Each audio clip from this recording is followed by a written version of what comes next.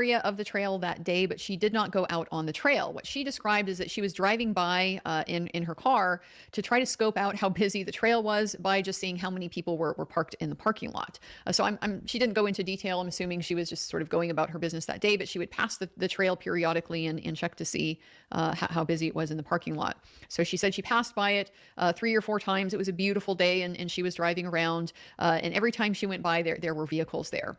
So the last time she went by, she indicated it was about 4 o'clock, and she saw a group of people at the entrance, including a girl with bright blonde hair and a hot pink t-shirt, a hot pink shirt.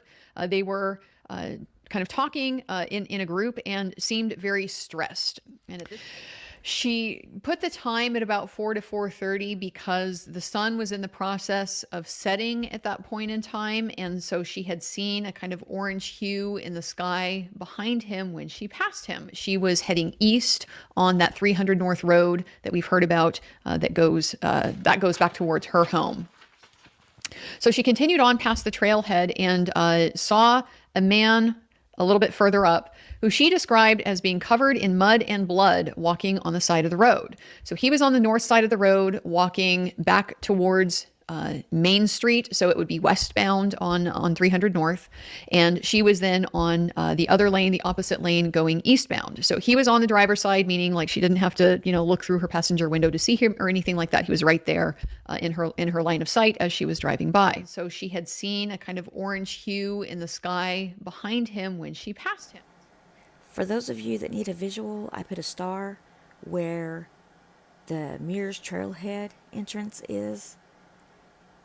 And that's where Sara Carbaugh saw all the people standing around looking stressed out as she's heading east on the road. This is the actual road. And she clearly sees all those people. She clearly sees a man on the north side of the road walking towards her, walking towards town into the west. And she sees the glow of the sun behind him as she's heading east.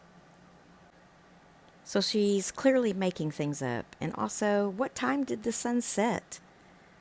It set at 6:19 that day. And earlier testimony had already established that the timestamp on the video surveillance was off by 52 minutes. So are we talking she drove by at 3:57 or she drove by at 2:05? Because nobody made that clear on her testimony specifically. So I don't get it. Does nobody care? None of the newspapers that I've read have said anything about this. It's like nobody gives a good goddamn if this guy goes to prison for the rest of his life or not. Did he do it? If he did it, then there's evidence that he did it. If he didn't do it, then what the hell's going on? Because it kind of looks like there's some screwy shit going down.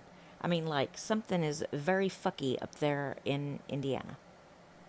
Seriously, nobody knows east from west or how to tell the fucking time.